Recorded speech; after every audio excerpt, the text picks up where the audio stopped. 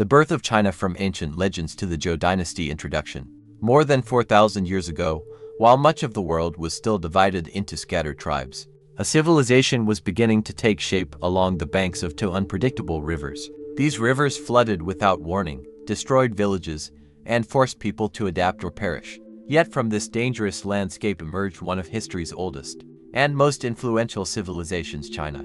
Its inventions would transform the world. Its emperors would rule over millions. Its philosophy would shape generations. But before the Great Wall, before the Silk Road, and long before mighty dynasties dominated East Asia, there were only legends, struggling villages, and a mysterious beginning that historians still debate today.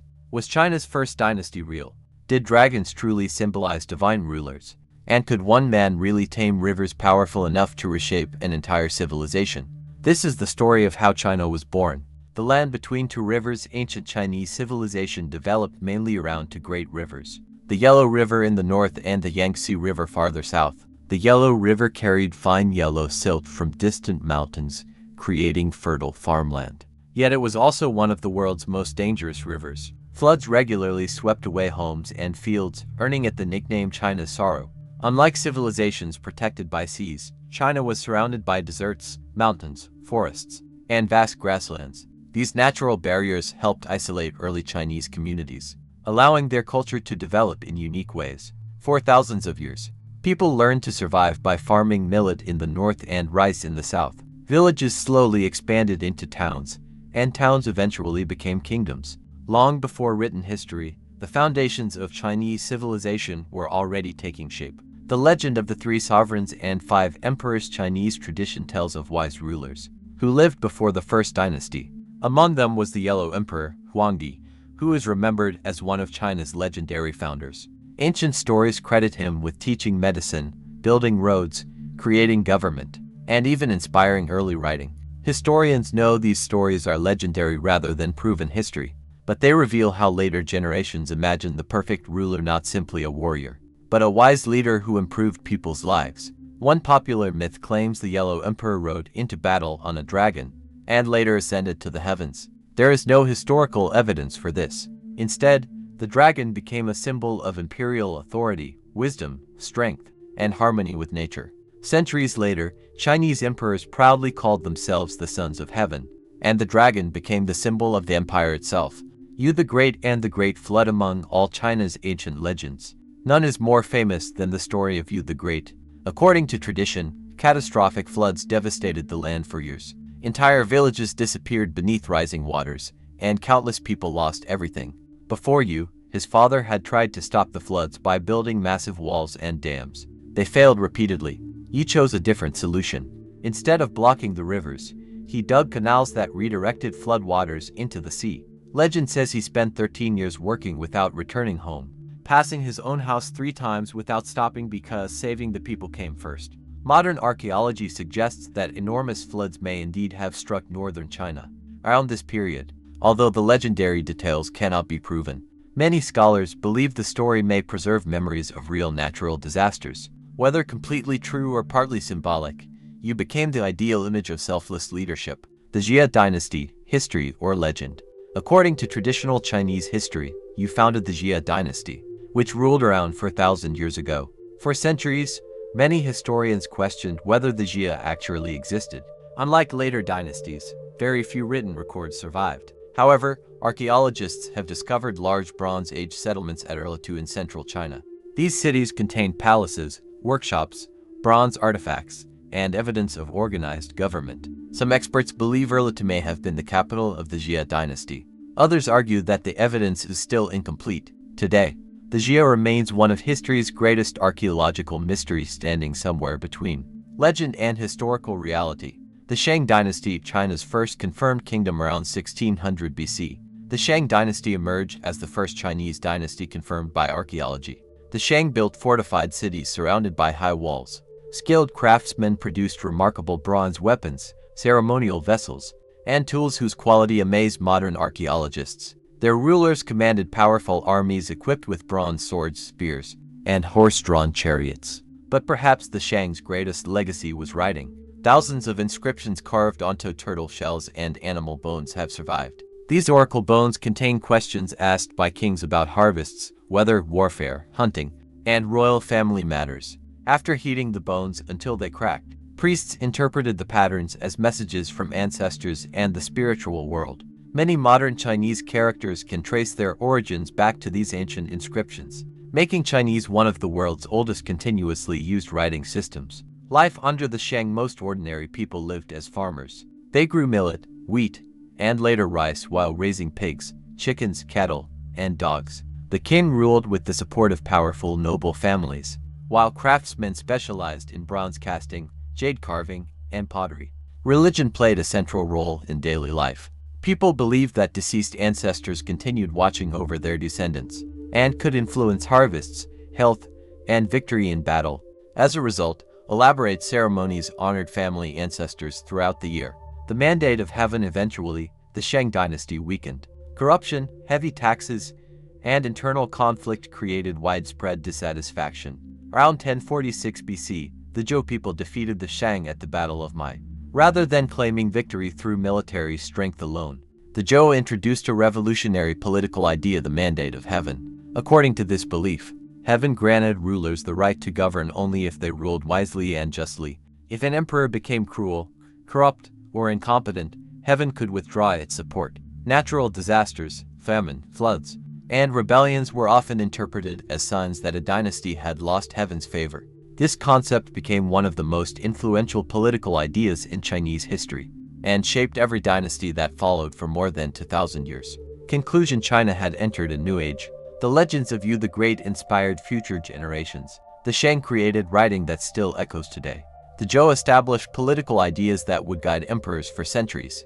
But peace would not last forever. As the Zhou kingdom expanded, powerful regional lords grew increasingly independent. Soon, China would descend into centuries of conflict, brilliant military strategy, and fierce competition between rival kingdoms. In the next chapter, we will explore the Spring and Autumn period, the Warring States, and meet legendary thinkers like Confucius, Laozi, and Sun Tzu, whose ideas continue to influence the world today.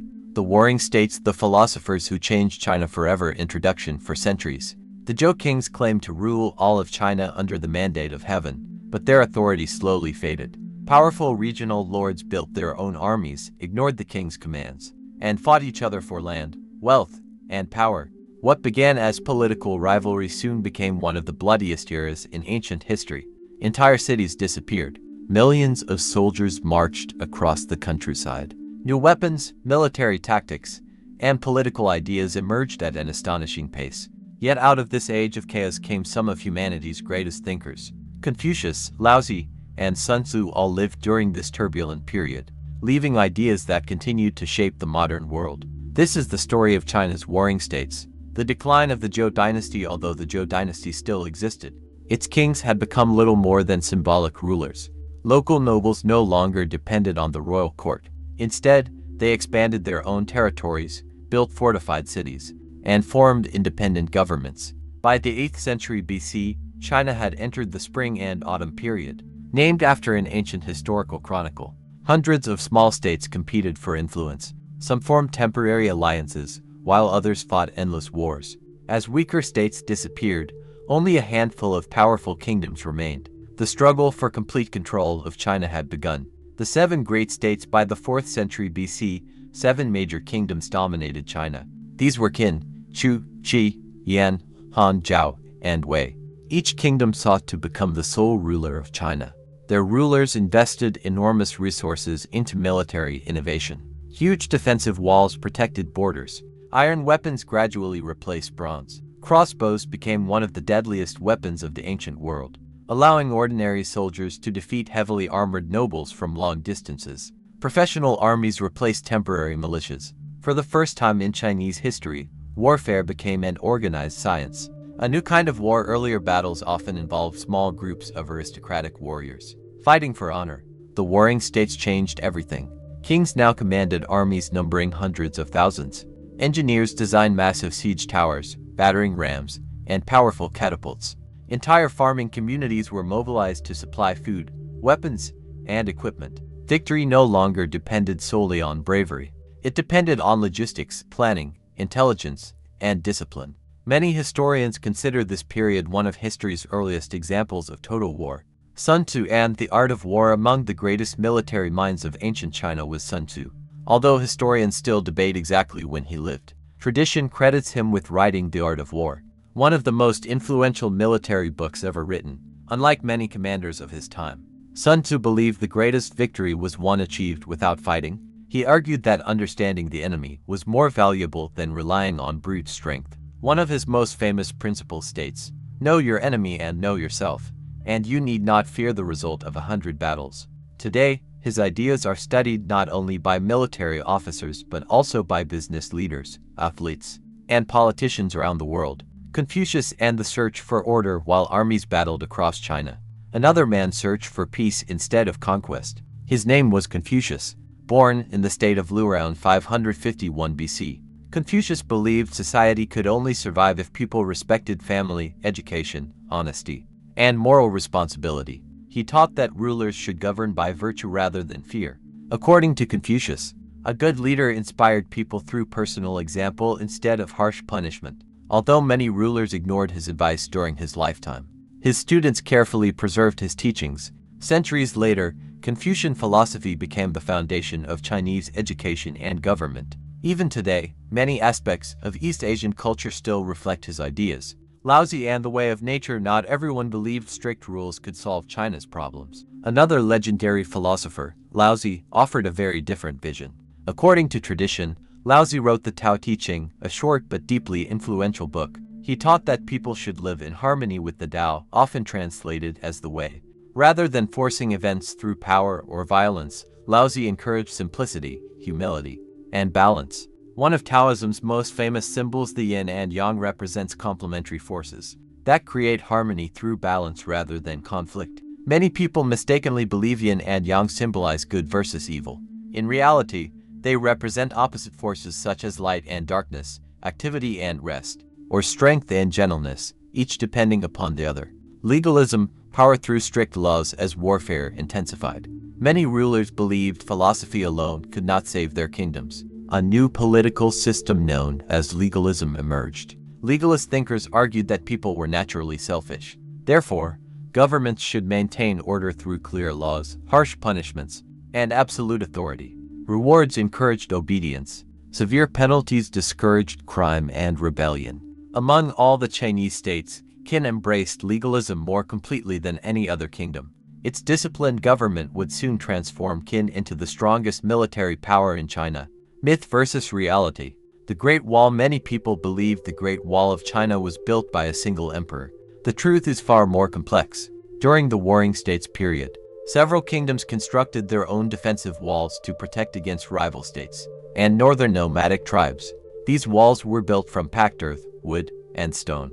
Centuries later, Qin Shi Huang connected many of these earlier fortifications into a larger defensive system. The famous stone Great Wall, visited by millions of tourists today, was largely rebuilt during the Ming Dynasty nearly 2,000 years afterward. The wall most people imagine did not yet exist. The rise of Qin. Among the seven kingdoms, Qin had once been considered a distant frontier state. Its location on China's western frontier forced its people to become tough, disciplined, and highly organized. Legalist reforms strengthened agriculture, rewarded military success, and weakened the power of hereditary nobles.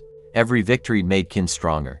Every defeated rival increased its wealth and manpower. Within a few generations, Qin possessed the largest army, the strongest government, and the greatest ambition in all of China.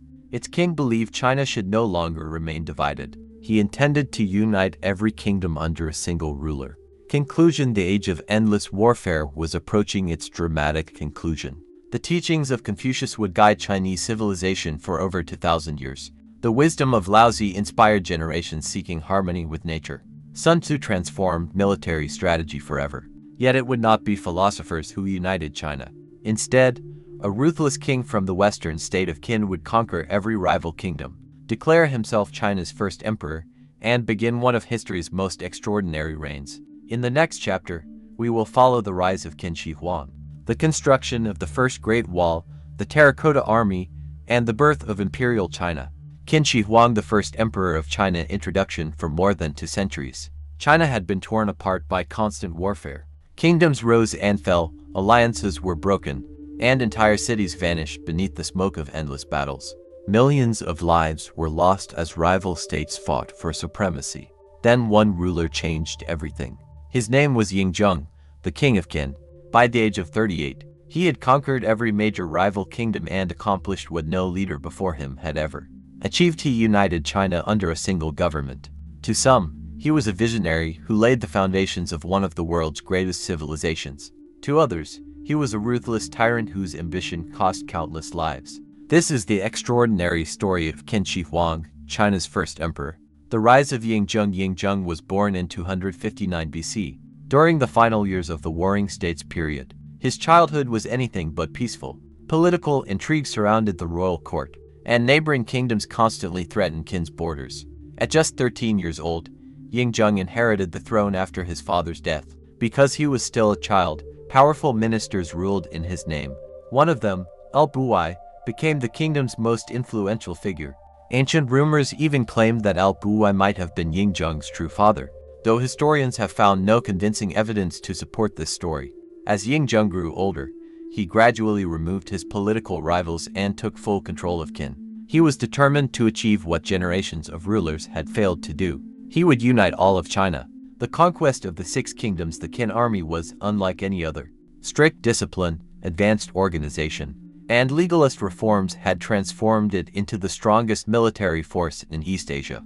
Instead of relying solely on noble warriors, Qin rewarded soldiers based on merit. Promotions were earned through battlefield success rather than family connections. Between 230 and 221 BC, Qin launched a series of carefully planned campaigns. Han fell first, then Zhou, Wei, Chu, Yan, and finally Qi followed. After centuries of warfare, China stood united for the first time in its history. Yingzheng declared that the old title of king was no longer enough. He created a completely new title, Qin Shi Huang, the first emperor. Building a unified empire conquering China was only the beginning. Qin Shi Huang believed lasting unity required more than military victory. He standardized weights and measures across the empire. He introduced a common system of writing, allowing officials from different regions to communicate efficiently. Despite speaking different local dialects, a unified currency replaced dozens of regional coins. Roads stretched across the empire, connecting distant provinces faster than ever before. Even the width of cart axles was standardized so every wagon could travel efficiently along the same roads. These reforms strengthened trade, improved administration, and helped transform dozens of former kingdoms into one nation. Many of these changes influenced Chinese government for more than 2,000 years. The first Great Wall. One of Qin Shi Huang's greatest challenges came from the north. Nomadic horsemen regularly raided China's frontier settlements. Rather than constructing an entirely new wall, the emperor ordered workers to connect and strengthen many older defensive walls. Built during the Warring States period, hundreds of thousands of soldiers, prisoners, and laborers worked under harsh conditions. Many died from exhaustion, disease, or accidents. A popular legend claims that their bodies were buried inside the Great Wall itself. Modern archaeologists have found no evidence supporting this myth. Workers who died were generally buried in nearby graves rather than inside the structure. Although Qin's wall was mostly built from packed earth rather than stone, it became the foundation for the larger fortifications constructed by later dynasties. The Terracotta Army. Perhaps no archaeological discovery has amazed the world more than the Terracotta Army. In 1974, farmers digging a well near Xi'an accidentally uncovered thousands of life-sized clay soldiers buried underground. These statues were created to guard the emperor after death. More than 8,000 warriors, hundreds of horses, chariots, musicians, officials, and generals have been discovered. Remarkably, no two faces appear to be exactly alike. Originally, the statues were painted in bright colors including blue, red, purple, green, and black. Unfortunately, most of the paint faded within minutes after exposure to air. The Terracotta Army remains one of the greatest archaeological discoveries in history. The emperor's search for immortality despite ruling the largest empire China had ever known. Qin Shi Huang feared one enemy above all others: death. He became obsessed with finding the secret to eternal life. Court alchemists promised magical elixirs capable of granting immortality. Some even claimed that mythical islands far across the Eastern Sea contained immortal beings who possessed miraculous medicines. Several expeditions were sent to search for these legendary islands. None returned with the promised cure. Ironically, many of the emperor's so-called immortality potions contained mercury, a substance now known to be highly poisonous. Some historians believe these treatments may actually have contributed to his death. Burning books and burying scholars. Qin Shi Huang believed that unity required control over ideas, as well as territory. He ordered many historical and philosophical books destroyed, particularly those criticizing his government. Only practical works on medicine, agriculture, and technology were generally spared. Ancient sources also claim that hundreds of scholars were executed after opposing imperial policies. Modern historians continue to debate the accuracy of these accounts. Some believe later Han Dynasty writers exaggerated the story to portray Qin as unusually cruel. Regardless of the exact details, there is little doubt that the first emperor ruled with absolute authority and tolerated very little opposition. The death of the first emperor in 210 BC, Qin Shi Huang died while traveling across his empire. His death was initially kept secret. According to ancient records, officials hid the emperor's body inside his carriage while placing carts filled with salted fish nearby to disguise the smell of decomposition during the long journey back to the capital. A fierce struggle for power soon followed. Court conspiracies, political assassinations, and widespread rebellions quickly spread across the empire. The Qin dynasty, despite achieving the unification of China, survived for only 15 years. Legacy of Qin Shi Huang. Although his dynasty collapsed quickly, Qin Shi Huang permanently changed Chinese history. He unified China. He standardized writing, currency, and measurements. He built roads that connected an empire. He strengthened frontier defenses that later evolved into the Great Wall. His centralized government became the model for many future dynasties. To some, he remains one of history's greatest empire builders. To others, he represents the dangers of unlimited power. Perhaps the truth lies somewhere between the two. Conclusion: the first emperor had united China, but his empire proved too harsh to endure. Within only a few years, rebellion swept across the land. From the ruins of Qin would emerge a new dynasty that combined strong government with greater stability and cultural prosperity. The Han dynasty would usher in one of the greatest golden ages in Chinese history, expanding China's borders, opening the Silk Road, and establishing traditions that would influence East Asia for centuries. In the next chapter, we will explore the Han dynasty, China's first golden age.